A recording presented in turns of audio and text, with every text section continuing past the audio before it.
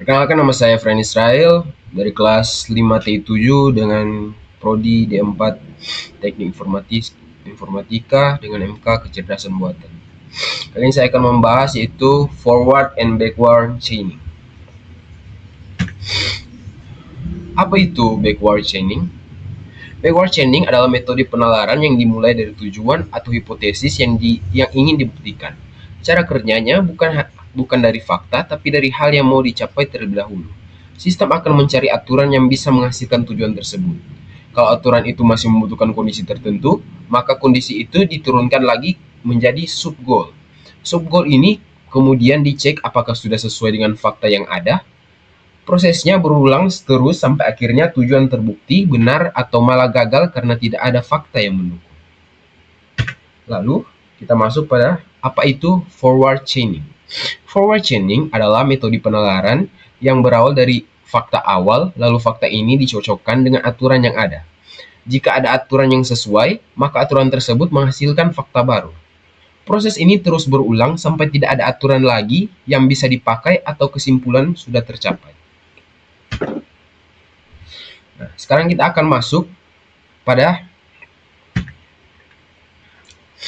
teknik pencarian dulu.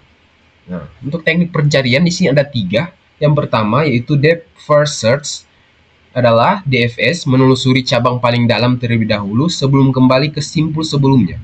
Kalau buntu, metode ini hemat memori dan bisa menemukan solusi meski letaknya jauh. Tapi kelemahannya bisa sangat lama kalau jalur yang dipilih ternyata salah. Lalu, metode yang teknik pencarian yang kedua yaitu breadth first search atau BFS.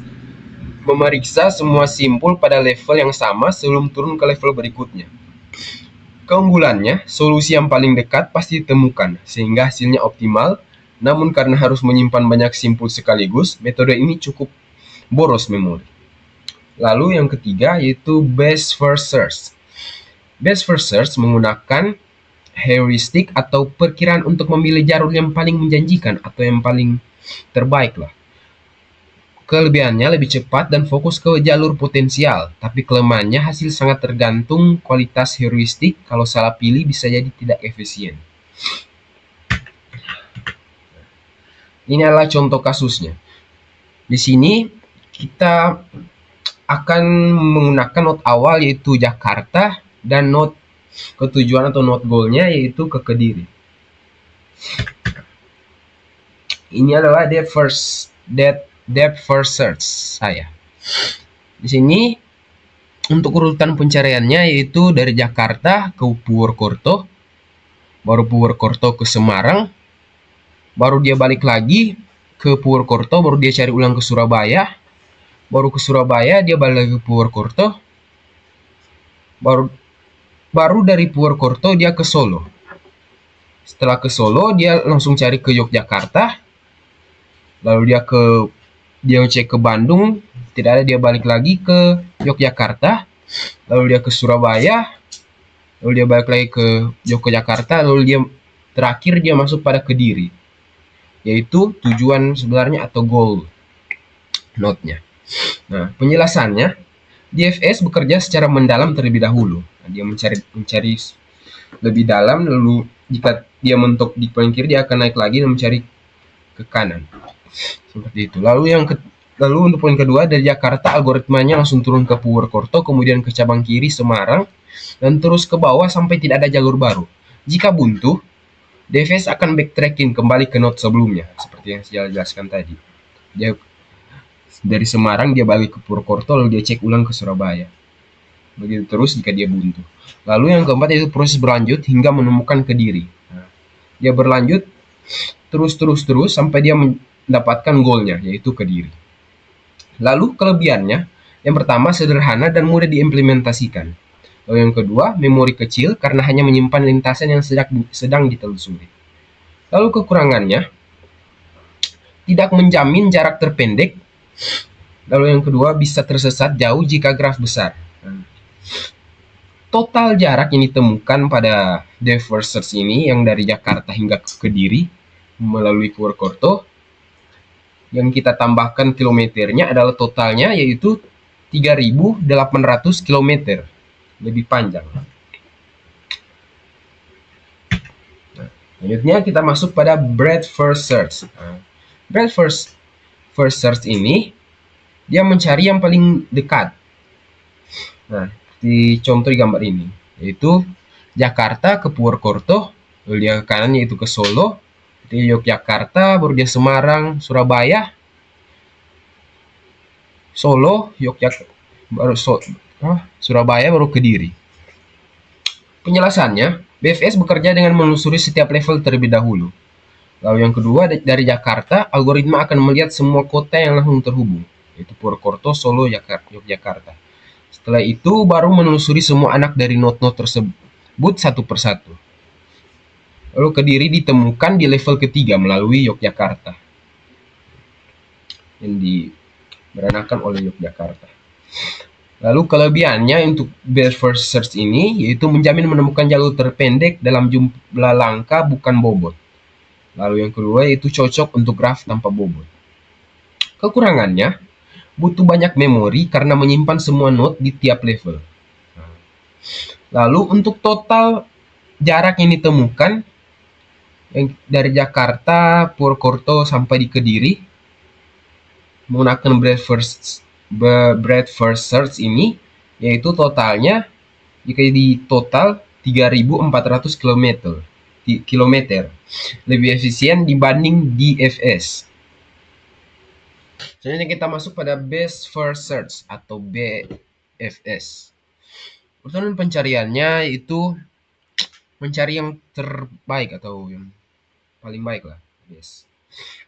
Urutan pencariannya dari Jakarta ke Purwokerto, lalu ke Solo, lalu ke Yogyakarta, lalu yang Kediri. Pertama, best first search menggunakan heuristik atau jarak terdekat ke goal untuk memilih node berikutnya. Dari Jakarta, algoritma memilih kota dengan jarak paling kecil, yaitu Purwokerto, yaitu 800 km. Saya lihat itu. Lalu setelah itu, memilih cabang berikutnya, yang paling menjanjikan, yaitu Solo, Yogyakarta, Kediri. Lalu, lebih cepat dibandingkan DFS dan BFS, karena langsung menuju node yang dekat dengan Kediri. Tanpa, kalau seperti yang DFS tadi, dia mesti mengecek di kiri dulu lalu dia balik ulang, itu sangat membuang sangat lama untuk mencari node-nya. Lalu kelebihannya pencarian cepat karena fokus ke arah goal, efisien. Lalu yang kedua efisien untuk graf besar dengan heuristik yang baik. Tapi ada kekurangan juga ya. Kekurangannya yang pertamanya itu tidak selalu menghasilkan jarak terpendek sesungguhnya. Lalu yang kedua bergantung pada fungsi heuristik yang digunakan. Total jarak best first search ini yaitu 3.800 km. Tetapi waktu pencariannya lebih cepat daripada DFIS dan BFIS.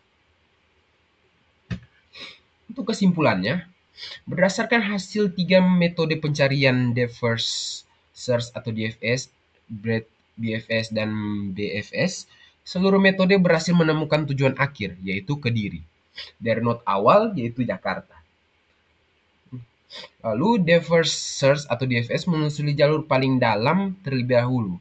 Meskipun berhasil mencapai Kediri, DFS tidak efisien karena menghasilkan jarak tempuh paling panjang, yaitu 3.800 km.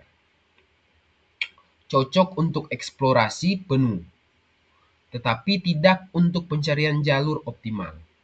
Ketiga yaitu breadth first atau BFS, bekerja dengan cara menelusuri tiap level secara merata. BFS menemukan Kediri melalui jalur Jakarta, Yogyakarta, lalu Kediri. Kedua, dengan total jarak 3.400 km, yang merupakan jarak terpendek dari seluruh metode, BFS paling optimal dan efisien dalam kasus ini. Lalu, best first search menggunakan heuristik, jarak ke goal, untuk mempercepat proses pencarian. Hasil pencarian cepat, namun jalur yang dihasilkan belum tentu paling pendek. Dia tetap sama saja dengan depth first search, yaitu 3.800 km. cocok digunakan jika waktu pencarian lebih penting daripada ketepatan jarak. Dari ketiga metode yang diuji, BFS memberikan hasil paling efisien dan optimal untuk kasus pencarian jalur dari Jakarta ke Kediri, karena mampu menemukan jalur terpendek dengan urutan pencarian yang sistematis. Sekian tentang BFS atau tiga teknik pencarian, penjelasan tentang tiga teknik pencarian. Mohon maaf jika ada salah kata. Saya Fred Israel, terima kasih. Dia pergi, baru dia balik, mantap.